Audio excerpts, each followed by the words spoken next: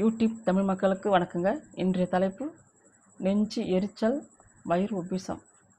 அதை பற்றின மருத்துவம் தான்.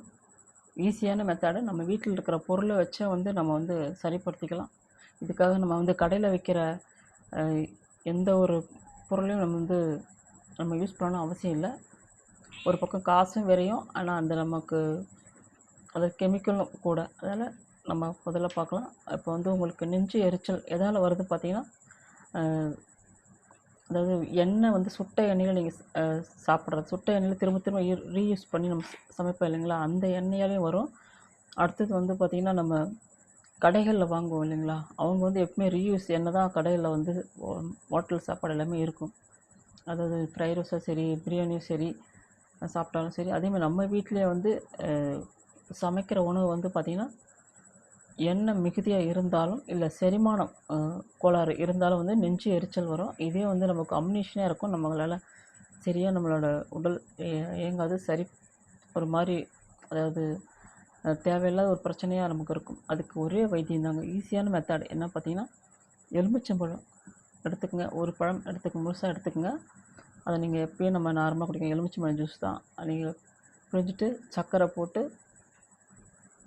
நீங்கள் குடிச்சு பாருங்கள். உங்களுக்கு நல்ல ஒரு ரிசல்ட் உடனே சூப்பரான ரிசல்ட் உங்களுக்கு கிடைக்கும். அப்படி இல்லையா, சப்போஸ் எலுமிச்சம்பழம் இல்லைன்னா உங்கள்கிட்ட புடலங்காய் இருக்கான்னு பாருங்கள். புடலங்காய் எடுத்துக்கங்க. அது அதே எலுமிச்சம்பழம் நீங்கள் எலுமிச்சம்பழம் சேர்த்துக்கலாம். அப்படி இல்லைனாலும் வெறும் சீரகம் போட்டு, அதாவது எலுமிச்சம்பழம் இருந்தால் புடலங்காய் கூட அரை எலுமிச்சம்பழம் போதுங்க. ஜூஸுக்கு ஒரு பழம் போட்டு கூட நீங்கள் ஒரு சொம்பு அளவு கூட குடிக்கலாம். அது பிரச்சனை இல்லை. இது மருத்துவத்தன்மையாக குடிக்கும்போது பார்த்தீங்கன்னா, இந்த புடலங்காய் ஒரு 100 கிராம் புடலங்காய், அதில் அரை எலுமிச்சம்பழம், 4 சீரகம் போட்டு நீங்கள் அரைச்சி சும்மா ஒரு 2 டீஸ்பூன் அளவுக்கு குடித்தாலே போதுங்க. உங்களுக்கு இதுவும் மாற்றம் தெரியும்.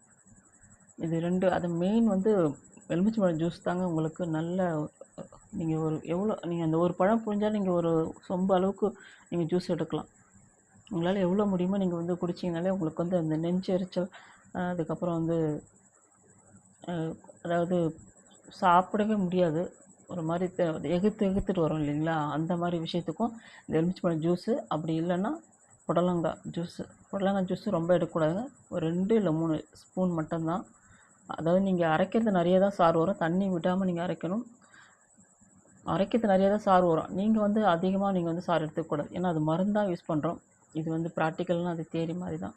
அடுத்தது வயிறு உப்பிசமாக இருக்கவங்க பார்த்திங்கன்னா, நிறைய பேர் இது நம்ம வீட்டில் இருக்கிற சீரகம், அடுத்தது சும்மா ஒரு 4 வெந்தயம், அடுத்தது ஓமம். எப்பவுமே வீட்டில் எல்லார் வீட்லேயுமே ஓமம் கண்டிப்பாக வாங்கி வச்சுக்கோங்க.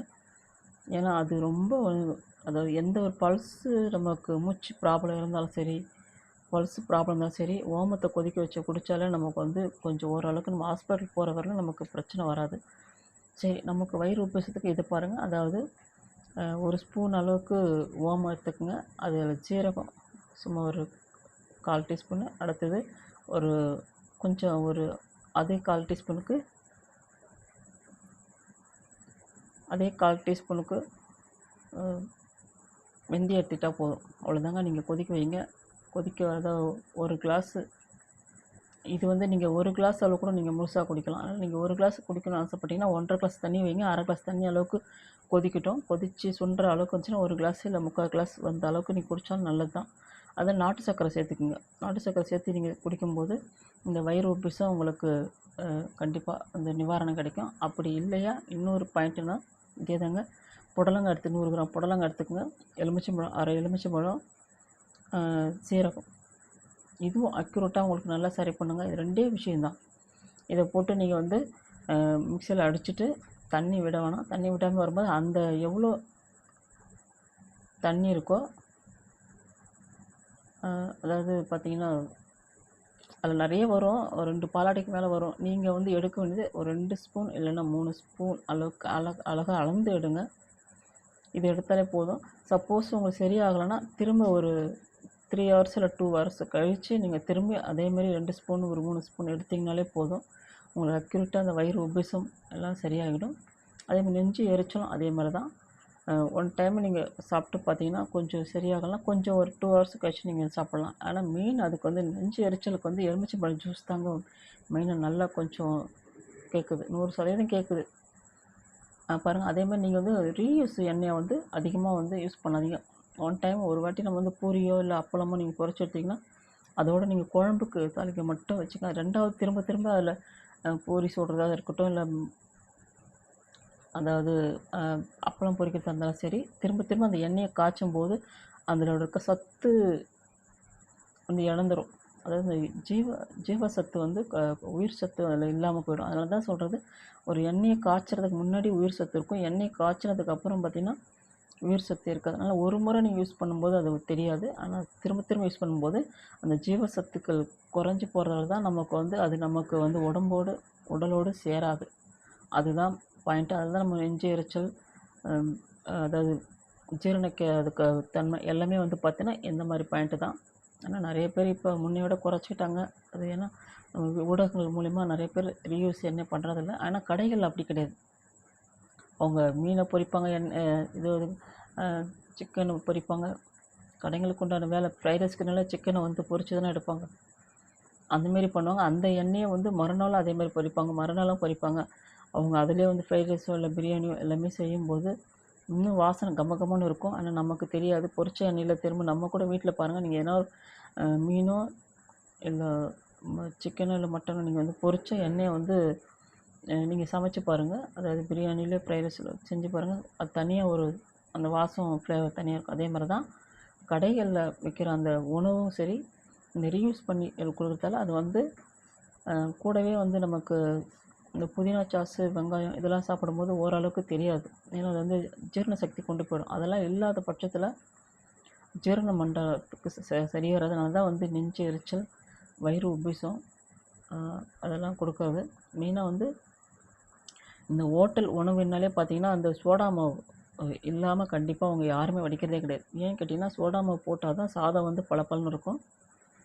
இப்போ ஒரு நம்ம வீட்டில் வடிக்கிற சாதம், 1 கிலோ சாதம் வடிக்கிறோன்னா ஒரு கரெக்டாக ஒரு குண்டா ஃபுல்லாக இருக்குதுன்னு வச்சுக்கோங்க. அதே வந்து நீங்கள் ஹோட்டலில் வடிக்கிறது பார்த்திங்கன்னா ஒரு 1.5 குண்டா அளவுக்கு சாதம் வந்து உபரியாகும்னா நம்ம வீட்டில் வடிக்கிற சாதம் வந்து ஒட்டி ஒன்றோட ஒன்று ஒட்டி கரெக்டாக இருக்கும், சோடாமா போடாத உணவு. ஆனால் கடைகளில் வந்து ஒன்றோட ஒன்று சோடாமா போட்டு வடிக்கிறதால ஒன்றோட ஒன்று ஒட்டாமல் பளபளன்னு இருக்கும், பார்க்க பளிச்சுன்னு நிறமாகவும் இருக்கும். அதனால தான் வந்து அந்த சோடாமா போட்ட உணவு நம்ம சாப்பிடும்போது ஒவ்வாமல் உடனே நம்ம தூங்கி எந்திரிக்க முன்னாடியே நமக்கு வந்து மோஷன் சீக்கிரம் போகணுன்ற மாதிரி உந்துதல் பண்ணும். ஏன்னா அது வந்து அவ்வளோ கெடு. இது நாளடைவில் மக்கள் சாப்பிட பார்த்திங்கன்னா அதுதான் இந்த குடல் வந்து ஓட்டை விழுறது, குடல் அல்சர் வர்றது, இந்த பிரச்சனைகள்லாம் வந்து கொடுக்கும். அதனால் வந்து ஹோட்டல் உணவு வந்து நீங்கள் அவ்வளோவா நீங்கள் தவிர்த்துறது நல்லது. அவ்வளோதான் மக்களே. அடுத்தது வந்து இந்த ஃப்ரைட் ரைஸ், இப்போ இருக்கிற ஃபாஸ்ட் ரைஸு, பிரியாணி எல்லாமே சோடா மாவு. அதாவது சுவைக்காக அஜினோமோட்டோ, அப்புறம் கலருக்காக வந்து நமக்கு வந்து கலருங்களுக்காக அது ஒரு கெமிக்கலு.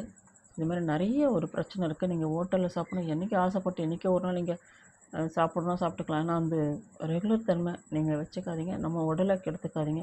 எல்லாத்துக்குமே இப்போ இருக்கிற காலகட்டத்தில் தனியார் போனீங்கன்னா தனியார் மருத்துவமனை ஃபுல்லாகவே வந்து பணம் பிடுங்குறது தான் கான்செப்ட்டு. நீங்கள் கவர்மெண்ட்டில் போனீங்கன்னா மாத்திரைகளை சாப்பிடுவீங்க. அந்த மாத்திரைகள் சாப்பிட இன்னும் அந்த குடல் ஓட்டையாகவும் இல்லை நமக்கு திரும்பி ஒவ்வாமல் வரும். அதனால் நீங்கள் வந்து கொஞ்சம் புரிஞ்சுக்கிட்டு உங்களோட உணவு தன்மை கரெக்டாக சரிப்படுத்திக்கங்க. அதிக ஹோட்டல் உணவை தவிர்த்துருங்க. ரீயூஸ் எண்ணெயை திரும்ப தவிர்த்துருங்க. அவ்வளோதாங்க. இந்த வீடியோ பிடிச்சிருந்தால் லைக் பண்ணுங்கள், சப்ஸ்கிரைப் பண்ணுங்கள். நன்றி, வணக்கம்.